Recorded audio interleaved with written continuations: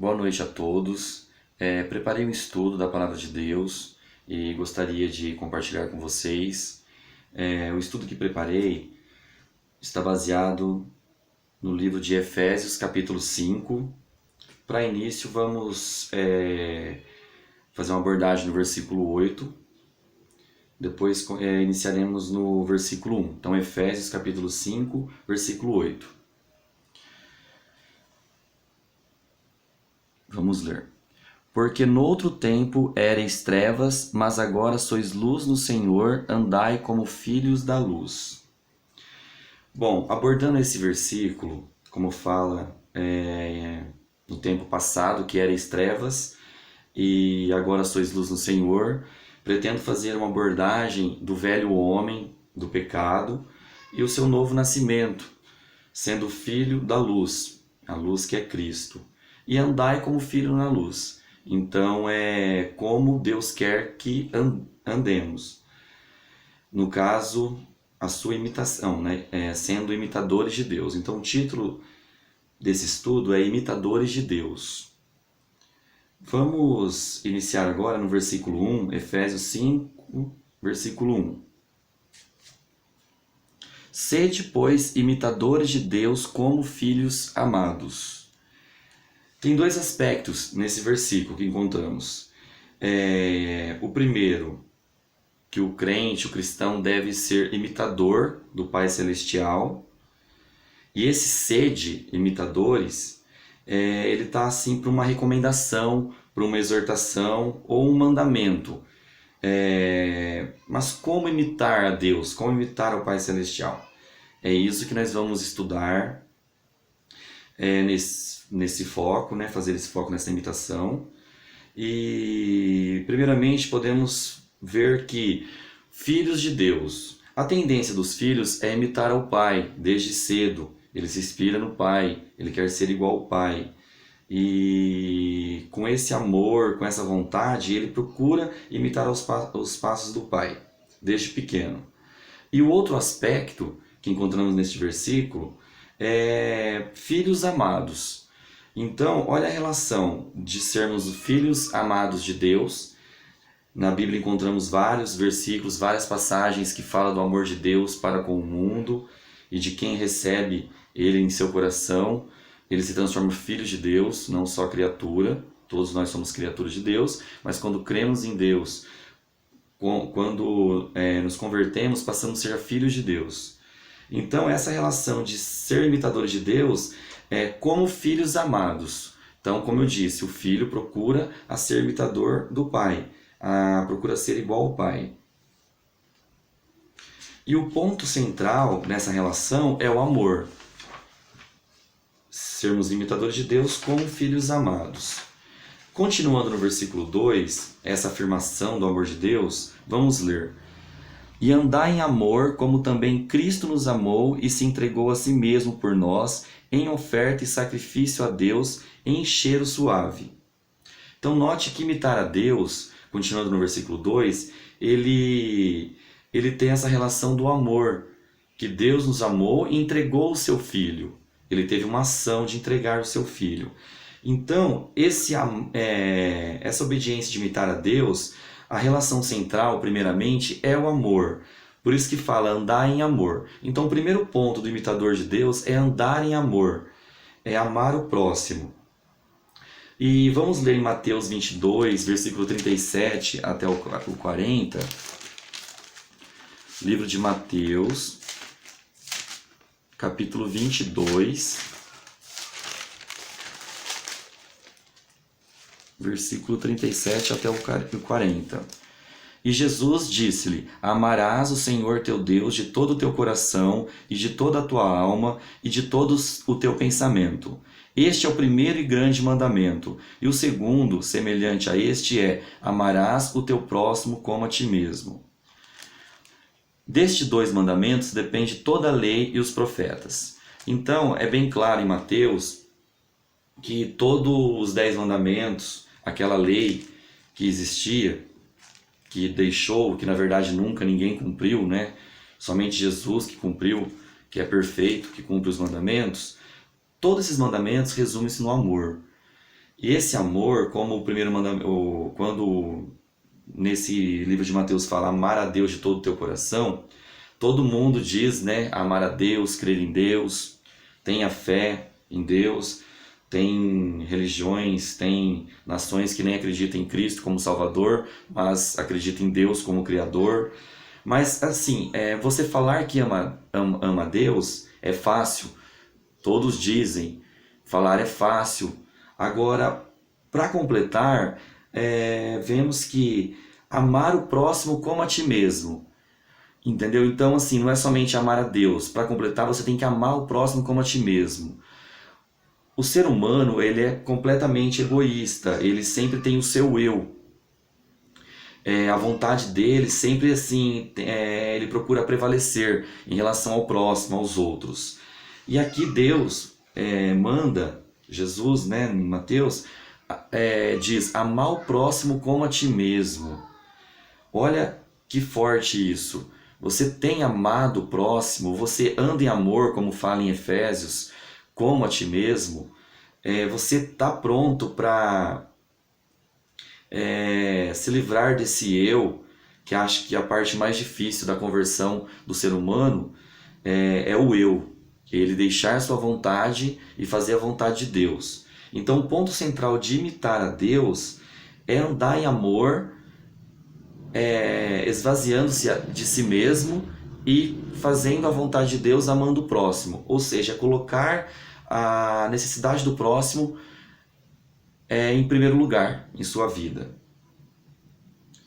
E como eu falei, amar a Deus fica um pouco abstrato, tá? Você às vezes fala que ama, mas não demonstra. Agora, amar ao próximo como a ti mesmo, ele requer uma atitude. Se você ama, você cuida, você respeita o próximo, você perdoa, sem mesmo a pessoa vir a você arrependida ou pedir perdão, no seu espírito de imitar a Deus, você perdoa essa pessoa. Você se doa por ela, você vê a necessidade e procura atender. Você abre mão. Você às vezes não está no seu melhor dia, mas você procura às vezes ver o seu irmão necessitado, o seu próximo, você vai e dá uma palavra de apoio. Então você se doa, você ora pelo seu irmão. Então isso tudo é andar em amor. Respeitar, você corrige porque ama, você perdoa, você se doa, você ora pelo seu irmão e pelo seu próximo. É justamente isso que Paulo quis dizer aqui em Efésios, nessa passagem, andar em amor. Então o ponto central, primordial em imitar a Deus é andar em amor. Logo mais veremos outras atitudes que englobam esse andar em amor e que completa. Agora, irmãos, Paulo inicia o versículo 3 falando de como era a vida antes da conversão. Como são as obras da carne, o antigo homem que não é convertido. E também que devemos ficar longe disso. O homem nascido de novo, convertido, cristão, que procura imitar a Deus, ele tem que tomar um cuidado para não estar nessa categoria, nessas classes. Então vamos ler o versículo 3 até o 7. Efésios capítulo 5. Mas a fornicação e toda a impureza ou avareza nem ainda se nomeie entre vós, como convém a santos. Nem torpezas, nem tolices, nem zombarias, que não convém, mas antes ações de graças. Porque bem sabeis isto, que nenhum fornicador, ou impuro, ou avarento, o qual é idólatra, tem herança no reino de Cristo, de Deus. Ninguém vos engane com palavras vãs, porque por estas coisas vem a ira de Deus sobre os filhos da desobediência. Portanto, não sejais seus companheiros. Então não devemos dar lugar ao velho homem, a essas obras da carne. Essas obras da carne são frutos do pecado. E o pecado nos separa de Deus. E essas obras que estamos vendo aqui da carne, ela é tudo fora do contexto de sermos imitadores de Deus. Então, é na verdade um contraste. Gostaria de completar essas obras da carne para entender um contexto mais completo, também para você fazer uma análise da sua vida como cristão, se você está agindo assim, se você está desobedecendo a Deus, se você é um crente, mas não está conseguindo ser o imitador de Deus como Paulo recomenda. Vamos ler em Gálatas capítulo 6, versículo 19 até o 21. Gálatas capítulo 6.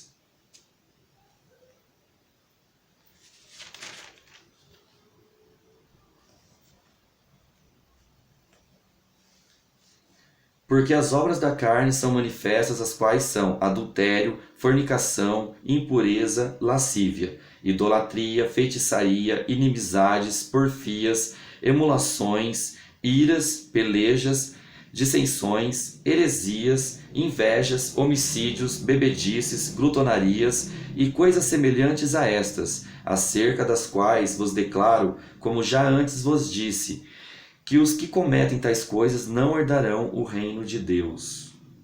Então olha isso, inimizades, emulações, iras, pelejas, heresias, invejas, bebedices, glutonarias. Então, irmãos, aqui está bem claro falando que quem pratica tais coisas não herdarão o reino de Deus. Então, nós cristãos convertidos, que temos ainda a natureza pecaminosa, porque isso está na nossa carne, no velho homem, podemos estar em alguma classe dessas, fazendo às vezes não por vontade, mas espontaneamente pela concupiscência da carne, que às vezes podemos estar caindo nesses pecados. Às vezes você acha que não é tão grave, né? Um maldizente. Às vezes você tem costume de reclamar muito, de falar mal das pessoas, ou até mesmo você cai na glutonaria, pessoa muito gulosa que vive para comer, também é um pecado, desagrada a Deus. Homicídios já é uma coisa muito séria que tem pessoas aí acha que não tem nem perdão para esse tipo de pecado, mas sabemos que o sangue de Cristo perdoa, cobre todo pecado, desde que seja um coração arrependido. A Bíblia é bem clara em falar isso. Existe sim perdão para todos, assassinos, adúlteros. Temos também aqui falando sobre invejas. Então assim, não tem nem como ficar entrando em muitos detalhes desses pecados. Aqui está falando completo. Imoralidade, adultério, fornicação. Então, irmãos, temos que fugir dos desejos da carne. E veja bem essas pessoas que caem nisso, né? Pense bem, Deus aprova isso? Deus aprova essas atitudes, essas práticas? Então veja bem o que você está fazendo da sua vida. Se você quer ser o imitador de Deus, por que você está fazendo? Por que você está agindo imoral? Por que você às vezes age como um insano que não sabe o que Deus quer? Como um mestre, um louco? Você coloca na sua filha às vezes uma roupa indecente desde pequena. Para quê? Por que você quer incentivar isso? Por que você tem o hábito de reclamar? Por que você não se contenta com o que Deus te dá?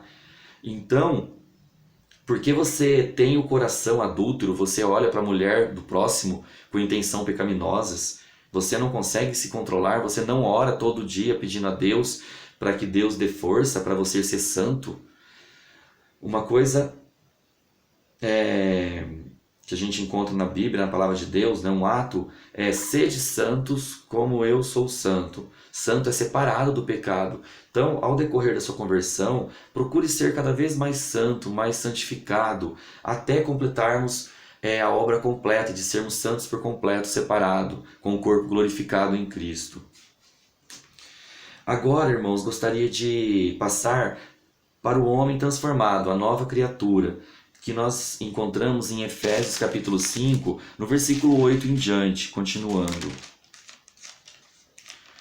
No versículo 8: porque noutro tempo erais trevas, mas agora sois luz no Senhor, andai como filhos da luz. Quem é a luz? A luz é Cristo, que ilumina nós nas trevas. Então, tudo isso que comentei é o velho homem, que anda nessa classe, não tem forças para sair. mas através da transformação que recebe, agora ele se torna luz, como Cristo é luz. E como é essa transformação? Essa transformação do novo homem, ela é possível pelo sangue de Cristo. O sangue de Cristo que purifica todo o pecado. E todos que se dizem cristão, que no caso é um discípulo de Cristo que morreu em seu favor, que se diz cristão, tem que ter essa remissão dos pecados, porque como ele se diz cristão, mas não aceita Cristo para ser o Senhor da sua vida. Então pense bem, você em sua religião, que fala tanto do cristianismo em cristão, você realmente recebeu o sangue de Cristo para justificar seu pecado, que a Bíblia fala, que o sangue de Cristo é a propiciação por todos os nossos pecados, que nos transforma. Então, o Filho de Deus, que quer ser imitador de Deus, ele é um lavado no sangue de Cristo, que é a luz, que nos transforma, que apaga todo o pecado das trevas. E só um detalhe, né, que eu estou falando aqui, não é porque você é uma nova criatura que você não vai, às vezes, cometer tais pecados que fala do velho homem. A Bíblia fala bem claro para sermos imitadores de Deus, para andarmos na luz, para procurarmos a santidade em cada dia, que é a separação das coisas do mundo, e não pecar que desagrada a Deus. Mas claro que você comete pecados, ninguém é perfeito. O que eu estou tentando deixar bem claro aqui é para você procurar fazer a vontade de Deus cada dia mais, para a sua vida dar um rumo diferente. Para você, como nova criatura, procure fazer a vontade de Deus. E a gente, abrindo a Bíblia, encontramos certinho, existem vários sermões que possamos ouvir falando qual é a vontade de Deus, que é a função da igreja, que é a função do corpo, que é a função sua como igreja de pregar o evangelho, de livrar o ser humano das garras de Satanás. Então, assim, as pessoas às vezes têm que entender que quando nós pregamos o evangelho, o verdadeiro evangelho de Cristo, a gente não está interessado nos seus bens, não está interessado no seu dinheiro, na sua oferta, não. A função de pregarmos o evangelho para você é para resgatar a sua alma do pecado e você aceitar Cristo e fazer a vontade dele sendo uma nova criatura. O problema é que as pessoas, o velho homem, eles preferem estar nesse pecado. Eles sabem às vezes que a imoralidade é pecado, a fornicação, o adultério, que as obras da carne é pecado, mas eles gostam. Só que como o diabo, Satanás, é o pai desse mundo, ele cega o coração das pessoas e as pessoas não conseguem sair dessa vida. Gostaria de ler um versículo que fala sobre isso, 2 Coríntios, capítulo 4, versículo 4.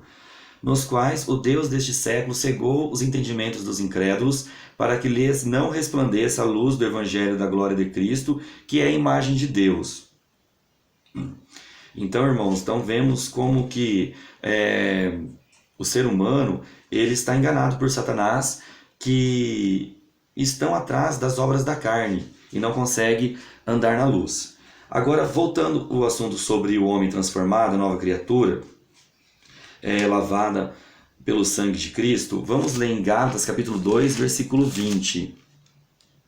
Já estou crucificado com Cristo, e vivo não mais eu, mas Cristo vive em mim. E a vida que agora vivo na carne, vivo-a pela fé do Filho de Deus, o qual me amou e se entregou a si mesmo por mim.